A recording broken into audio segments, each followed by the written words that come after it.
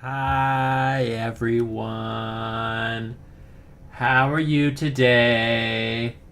My name is Elliot and I am here today with an Arcane Mage guide for you all. Some of you guys have been asking me about Arcane because I've been playing it a lot in my stream. Now, as you know, in 7.2, artifact weapons had a bit of an upgrade. It's a lot of traits. So I found myself in a weird position where I had to dedicate myself to either Arcane, Fire, or Frost. And Arcane came ahead. Not because Frost is bad, not because Fire is bad. In fact, I think in most situations, Fire is the best. Frost is in second, and Arcane is a little behind, depending on what comps you run. Arcane, of course, does have its tier 1 comps. It's very strong. To me, it's the most fun specialization. It has a bit of a unique playstyle, pardon me, and that's why I love it so much. I'm here today in this video to share with you guys a few different things. We're just going to go over talents, PvP talents, traits, so how I expect you to level up your weapon, or at least I'll tell you how I'm going to level up mine, damage, how to do it, defense, kind of how Arcane Mage defense works, and then some of the best comps that I think I've played, at least for Arcane, and maybe some comps that I speculate will be good. So, without further ado, yeah, I guess quickly, Orc, good, Blood Elf, good, Human, good, everything else, okay. Now, looking at talents, because that is very important. When speccing your mage, there's a cookie cutter build that I play, I would say 90% of arena games and almost all battlegrounds, and that is Amplification for arcane missile damage. I play Shimmer for the double blink, which is really important. Incanter's Flow. I play Resonance. A lot of people ask me, why don't you play Charged Up or why don't you play Supernova? It's because Resonance is completely overpowered. It's what makes Arcane really good in 3s. It's what makes it good in some situations in 2s, makes it really good against very specific classes like Demonology Warlocks, Windwalker Monks that respect Storm, Earth, and Fire. Just anything that has a lot of pets, like Unholy Death Knights. It's also really good in BGs because quite often it's clumped up, and your Arcane Barrage can hit really hard. I've hit an Arcane Barrage for like 1.1 million. So if people are stacked in your Arcane Barrage and it splits, it gets a lot of bonus damage, which is really good. So I always play Resonance pretty much. Next up, normally play Chrono Shift. Every time you Arcane Barrage, you're going to throw a snare out on people. If it's cleaving, it's going to snare a whole bunch of people. In addition, you get a 50% sprint, so you're just sprinting around the whole game, which is really, really nice if you're consistently Arcane Barraging. Sometimes I will play Ring of Frost if I'm fighting a Resto Druid team, and my team does have the setup necessary for me to get a Ring of Frost, so if they're running with like a stun, and I can cast a ring out of it and I don't expose my Arcane Tree, that can be good. So sometimes Ring of Frost, you can debate between those two. Almost always play Erosion. I almost always play Arcane Orb. Now, there's a caveat. Sometimes I play Overpowered, but it's only with a very specific PvP talent. This is something Volkasar, it's a build Volkasar messes around with a little bit, and he told me about. So I will tell you about that, but 99% of the time, this is the build I'm running in all situations. Now remember, this is a PvP-specific guide. We look at PvP talents for Arcane. I play Relentless a lot, actually. I play Orc. Relentless is super nice because you get out of stuns, so not only are you really slippery with your blinks, but having that Relentless available to have stun reduction and all CC reduction is really strong. But of course you can run Trinket if you want, or Adaption is just a personal preference. Mind Quickness for the haste is usually what I run. Prismatic Cloak is good in a lot of situations, so obviously these three tiers are kind of just up to you. I would normally play Mind Quickness, but Relentless Adaptation Medallion you can choose. Prismatic Cloak is really good. Sometimes I'll run Netherwind Armor if I'm fighting a Cleave. If you're not going to get value out of Prismatic Cloak and you're fighting like a Beast Cleave or like a TSG or something like that, Netherwind Armor, or you're fighting like a Hunter Cleave, Hunter Feral, and they're training you down. The crit reduction is strong. Burning Determination I normally don't run, although it can be good. The thing is, as Arcane, you normally don't cast, so you'd think it would be good, but I don't really cast too many spells as Arcane. So maybe sometimes you can experiment with it, but normally I play Prismatic Cloak, Netherwind Armor, Mind Quickness, Relentless. Here's another good option. Normally I play Temporal Shield, but if you're playing a dot-heavy team, so like Shadow Priest Warlock, you're playing Affliction Warlock, they have a Shadow Priest, they have a Moonkin, they have a Fire Mage. Sometimes it can be worth just taking Dampen Magic for dots to be less on you. If you're fighting a Resto Druid, a good offensive talent, Kleptomania. So obviously if they put up their hots, you can Kleptomania them off. Spell Steal all of their buffs. Can be good in little Mage Wars when you're fighting Mage Druid. It can just be good against druids in general, so that is a talent indeed, but most of the time I'm playing Temporal Shield. Next up, I play Torment of the Weak, 90% of games. When someone is snared, you do 15% more damage to them. Now, this is your own slow, or any movement impairing effect. So if you're playing with a Windwalker Monk and they're disabled, or you're playing with a Warrior and they're hamstrung, or you're playing with anything that snares, you do not have to put your slow up. However, if they are not snared, you are not going to get the damage. So if there is no snare on the target, you have to put your own slow up, or you have to Arcane Barrage them for the slow. Now, sometimes I spec Time Anomaly too. We'll talk about that after. And then lastly, I always play Mass Invis. Just really good utility. I've experimented with the other two, but they suck. Mass Invis, 60-second cooldown, Invis for yourself as well as your team. So you can use this as great utility to Invis and get a Polymorph Invis, get your Lunith up, Viz your Druid so he can go get a Cyclone, and Viz your Priest so he can avoid some CC. Like, there's the possibilities with this talent are endless, and you really have to experiment and play around with it, but it's really fun, and it's one of the things I think is so fun about Arcane, so awesome about Arcane. Now, we talked about talents a bit, and I said that there's another build. So this is the normal build that I'll play 99% of the time, like I said, except sometimes I'll mess around with Kleptomania, depending on what I fight. The other build you can play, it's a little weird, but you can actually spec Overpowered. So in PvP, Overpowered is actually, I think it's 40% or 45%. It's not actually 60%, so your Arcane Power gets stronger.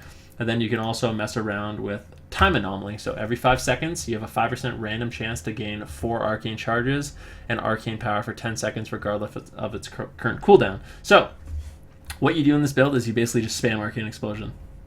You have Overpowered, and you have Time Anomaly, and you're just randomly getting Arcane Power that's really strong, and you just spam Arcane Explosion and Arcane Barrage. It's a little weird feeling because you don't have Arcane Orb to build up your charges when you need it, but you literally just spam Arcane Explosion over and over and over. You use your Missile Procs when you get it. Obviously, you use Barrage at a really good time. You use your Arcane Blast with Presence of Mind at a really good time, but it is another build you can experiment with if you want. But normally I'll play this, and I will play this, Torment the Weak. So for the Artifact Weapon, this is what it looks like when you're at, I think it's 35. Obviously, you're going to get the 10% damage, 10% stamina, and I think it's just rushing Agwyn's Intensity, Alanus, we'll get out of there. Yes, I have ad block. Alanus, Avarice, and Time and Space. So, Time and Space.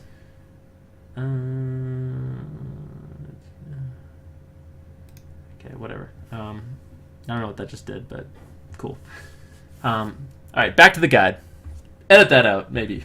Maybe not. It'll be funny. Anyways, Alumnus, Avarice is good. Obviously, you want to keep your mana high as Arcane. Sometimes you do go especially if you're not using your mana correctly. You're being irresponsible with your mana. That's what I'm looking for. If you're being irresponsible with your mana, sometimes you can go So this, when you mark up Alanith, you get 20% mana. Strong. Next up, Time and Space. Now, when you look at Time and Space, a lot of people ask me, they're like, why would you go why would you rush that? 20% damage on Arcane Explosion doesn't seem that good. Well, you're right. The Arcane Explosion damage, it's okay. It's okay. The thing that's crazy about it is it causes your second Arcane Explosion. Like, the first Arcane Explosion you do counts as a chance to get missiles, as well as the second Echo. So every time you Arcane Explosion, you will have 2 Arcane Explosions, which doubles your chance of getting Arcane Missiles. And Arcane Missiles are such a huge part of your rotation, such a huge part of your damage, that having Time and Space actually is ridiculously good. It's insane. Now, after you get that, what I am going to do personally, I think Ethereal Sensitivity, so the increased chance to activate Arcane Missiles, is really good. So I'm going to get that. Then I'm going to get Arcane Missile Damage. So Arcane Missile Damage. After that, I'm going to get Everywhere at Once, so reduce the cooldown of Displacement, so you're going to get more blinks during the game. After that, I'm going to be going for Arcane Barrage damage. Then I'll probably go for Arcane Blast damage, Arcane Explosion damage. Maybe I'll go for Force Barrier for a little bit more Absorb, and then Agwyn's Imperative. So that's how I'm going to level up my weapon. I mean, you can make your own decisions, but that's my logic. I feel like getting missile procs is important, missile damage is important, blinking is important, and then obviously barrage damage is really good too. But it's preference at that point. That's how I'm going to do it. If you disagree with me, tell me why in the comments, but I think it's a smart way to do it. Oh, over here there's another one too, crit chance, so you can get that whenever you want. Whatever you value the most, but that's how I am doing it. Talents, PvP talents, artifact weapon, goodbye. Now, we're in game. This is exciting. What do we do? How do we do damage? What is the Arcane Mage damage rotation? Do you cast Arcane Blast? Nope, you usually don't. The only good thing about Arcane Blast is it has a higher % chance to get Arcane Missiles for you. So if you can cast it at like the start of the game or nothing's going on like a pet behind a pillar, you can do that. What Arcane is all about is building charges and building missile procs. Now the way you build missile procs is you press Arcane Explosion. You press Arcane Explosion. You press Arcane Explosion. Then you barrage. And then if that doesn't get you any missile procs, you Arcane Explosion. You Arcane Explosion. You Arcane Explosion. You can do it a 4th time, but I don't like to because I go unless I'm really trying to min-max damage on barrage and Arcane Explosion. And then look, I have 3 missile procs. And once you have missile procs, that's when you can do your good consistent damage. You can get back up to max charges. You can put slow on the target, and that's where you can use your missiles and blink around to avoid getting interrupted. Blink behind a pillar while you channel it, and just get away. That is how you do your consistent damage. You Arcane Explosion, you Arcane Barrage, you build up your missiles, and when you want to, if you're feeling good, you can use your Arcane Orb to hit multiple targets and get charges and stacks that way as well. But you never really want to be Arcane Explosioning at max mana, or Arcane Explosioning when you have max charges. So this is bad. You can see how fast I'm going You do not want to go It's really annoying when you go You can't do good damage when you go So that's why you're constantly knocking off your charges with that Arcane Barrage. Not only that, your Arcane Barrage does a lot of cleave damage. And keep in mind, with your Arcane Barrage, that it will hit additional targets based off how many charges you have. So basically, you can see right now I have 4 charges, so it's going to cleave to as many targets as it can hit. I think it has a max of 5 targets. If you have no charges, you can see my Arcane Barrage only hits the 1 target. So that is consistent damage. You Arcane Explosion, you Arcane Barrage, you Arcane Orb, you Arcane Barrage, you build up those missile procs. Once you have missile procs, that's when, if you want, you can use your Arcane Power, or that's when you want, you can get out that fat burst, because that's when you're going to be doing real damage. Other things to keep in mind, Mark of Alanith does a lot of damage when you put it up.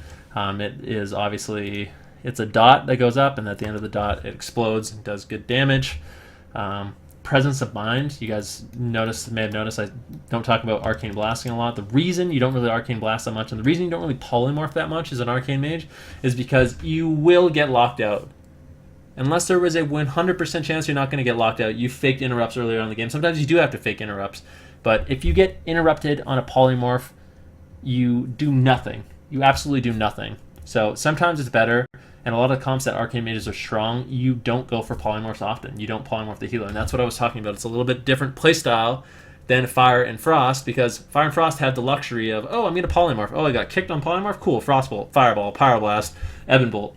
And that's awesome, that's cool, but as Arcane, you get locked out, you're a potato. You might as well just bind S key, walk around, you're not going to do shit, so be very careful. Be very, very careful. That is my advice to you. Make sure if you are going to be casting missiles, and you know there's interrupts down, maybe cancel them after a few ticks. Like, do your best to just avoid those interrupts at all costs, because you will find if you're casting Arcane Blast a lot, you get greedy and you have max charges and you want to get aggressive and you have your missiles and they have all their interrupts up, you're going to cast this Arcane Blast, you're going to say big damage, boom, interrupted, and you just sit there. And then the healer isn't in CC anymore, and you lost your kill window, and everything sucks, and it's rough. Another thing you can do is bait interrupts before you burst. So if you want to burst, get interrupted before that time, and then when spell lock's down, you can bait it with a Polymorph, or you can bait it with a missiles or something like that, and then you save your Arcane Power, and then once that counterspell or that spell lock is down, then you can use your Alanith, blah, blah, blah, blah, blah. So major burst, like I said, that's your consistent rotation. Keep up your Alanith when you want to burst. That's one time you can burst. Another time is obviously going to be with Presence of Mind. So your Presence of Mind gives you 2 charges of Arcane Blast for free. And when you have Arcane Power up, it's going to reduce the spell, the cost of your spells. So getting a lot of charges at the beginning. I'll show you like a typical opener for Arcane Mage will be something like this. I don't have greater mass invis right now. Let's pretend I'm in PvP combat. You can invis. This is what I do at the start of the game. I'm invis. Right when I know I can cast, this is when I cast. Greater invis, use your imagination. Now I'm in Greater Invis. You can actually blink while in Greater Invis. That's one thing you might be interested to know. You can cast while in Greater Invis as well. So I'm in Greater Invis. Now you can put up your Alaneth on whatever target you want. Out of the Alaneth, I like to use my Arcane Power, an Arcane Orb. If I need to, I Arcane Explosion. Hopefully they're snared, and then you can Palm, Blast, Blast. If you have missiles and you want to get greedy, you can use your missiles, or you can just barrage it off, and then you can just spam Arcane Explosion again like we talked about. Arcane Explosion, Arcane Explosion, Arcane Explosion. Before you dump with barrage, you can use your missiles, and that is basically how you do your consistent damage. After that, do your missiles again, blink around. It's a really, really fun specialization. Remember, keep in mind, you don't want to be casting a ton of Arcane Blast. If you can get away with it, great. It has a higher chance to proc missiles. It's actually twice the chance of Arcane Explosion or any other arcane spell. So if you're behind a pillar and you want to build up stacks, just be careful that you're not trying to build stacks. Don't be afraid of dumping your charges. That's one thing I've learned. Like, if you're at max charges, don't freaking worry about it. Just barrage it off. Hopefully you'll get a lucky missiles proc. And then the worst thing that happens is you have to Arcane Explosion 3 or 4 times to get your charges back. It's really not that big of a deal. And then you have your missile procs. You can put up your Alaneth, and then you can tell your team you are going ham. And while you're doing this, you can actually just blink and displace around. You can blink behind boxes to avoid getting interrupted, which is really cool. And that is how you do damage as Arcane. It seems goofy, you Arcane Explosion, you Arcane Barrage a lot, but it's not goofy how much damage you do. Against Demonology Warlocks, like I said, against Unholy Death Knights, like I said, Windwalker Monks that have Stormwrath and Fire Up, when you see targets clumped, your Arcane Barrage does insane damage. Freaking insane, guys. Now, talked about defense a little bit. One thing a lot of mages don't know is your greater invisibility is actually a damage reduction. So it's like a shield wall. If you read it, every 2 minutes, you can use it to go invisible. Okay, cool. But most of the time it just breaks instantly on damage or dots or whatever. But you take 60% reduced damage while invisible and 3 seconds after reappearing. So while you are invis, you take 60% reduced damage. Great. When it breaks, for the additional 3 seconds, you have 60% damage reduction. So if you know that a Turbo Cleave is running at you, if there's a Warrior Enhancement Charm and they're about to pwn you, and you're scared for your life, you don't have a blink charge up, it's coming up in 5 seconds, and they're about to connect, boom, invis. It's going to break instantly, but for that 3 seconds, you have that 60% damage reduction, which is really strong. One thing to keep in mind. Obviously, Arcane has insane mobility. You have Blink, Blink. You have Displace. You have Blink again with that. So you can use your Blink and Displace to get around. And remember, use your Barrage for the sprint. Look at how fast I am. Whee! You can literally just spam Barrage if you want. You get the sprint. You can snare people with your slow. And when you want to, you can Displace away. And remember, the great thing about this is when you spam Arcane Explosion, there's not too much they can do. And you can keep your sprint, and you can build up your damage, and then finally, when you want to do damage, you can put up your slow, use your missiles. All these missiles will connect to their face and do a billion damage. Obviously, you have Ice Block. You have your Mass Invisibility as well. So Mass Invisibility, from a defense point of view, especially in Arena, is really strong. Let's say your healer gets polymorphed, or your healer is kidney shot, and he knows he's going to get polymorphed out of it. Boom, Mass Invis. He's gone. He can't get polymorphed. If he does get polymorphed, you can use it on the second one, so there's going to be no follow-up Cyclone, no follow-up polymorph. You can use Mass Invisibility not only as an offense for getting CC on the healer, like letting your Druid Cyclone, but it's also really strong to help your healer avoid crowd control. So another thing that's really important, obviously you have a lot of mobility, like I said. You don't have to cast that much. You want to use your Barrage and Slow to not only sprint yourself, but snare the enemy target. You have Prismatic Barrier, which is good. And then last but not least, this button isn't that good, but if you really need to, you can press Ice Block. I'm just joking, it's really good. Definitely press Ice Block. But yeah, Arcane, the reason I like it so much, it's a unique playstyle. It doesn't revolve around just spamming polymorph the whole game. In fact, when you do that, a lot of the time you get punished. So it's a lot about just doing really high, good, consistent damage, which I like. Has a really good burst when you get it off. Sometimes it's frustrating because you do get interrupted when you have to cast, but to me it's really fun. Like I said, BGs, RBGs, I like it in duels, I like it in world PvP, I like it in dungeons, I like it overall, and that's why I decided to commit to the Arcane Dream. Now, best comps, I think, are the best comps I played so far this season are going to be Druid, Arms/Fury Warrior, Arcane Mage. You can play Mistweaver, Arcane Warrior. You can play Windwalker, Druid, Arcane Mage. There is other comps like Demon Hunter, Druid, Arcane Mage can be good. There's a lot. There's a lot of different comps you can run. I highly recommend you try it out. Volkasar told me that he's been playing a lot of Spell Cleave, so he's been playing with a Warlock. Sometimes he's been messing around with other mages. The Shadow Priest as well. Maybe you can play with a Moonkin. I think it's a really undiscovered spec, and a lot of people who play Arcane play it wrong. They don't know how to do good damage. They focus way too much on getting polymorphs. They get shut down, and then they're just a potato, and they spec back to Frost and Fire. If you guys think Arcane is the spec for you, like I said, I do not think it's better than Fire. In fact, I think it's worse than Fire, and if you fight a Fire Mage, you will probably lose. So get ready for that. If you commit to the Arcane Dream, you just, yeah, you're going to have a hard time against Fire Mages. Frost Mages aren't too bad, but Fire is the king against other mages.